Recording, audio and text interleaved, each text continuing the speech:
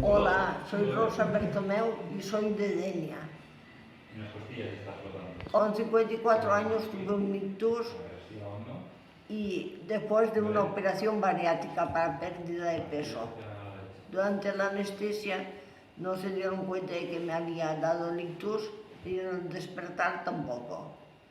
Al día siguiente, cuando vino la auxiliar a lavarme, se dio cuenta que tenía la parte izquierda del cuerpo paralizada. Ahora vivo con mi pareja, voy a rehabilitación y también estoy en el centro de día de la Santa Lucía de Denia, que también tenemos rehabilitación neuronal y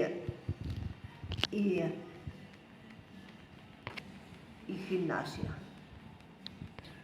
Tengo una hija que ella me ayuda a ir a rehabilitación y también al cerebro a hacer talleres de cedario.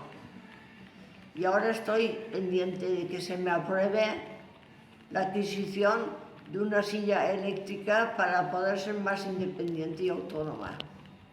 Que me da a mí mucha alegría poder ir yo a los sitios sin que nadie me tenga que estar empujando.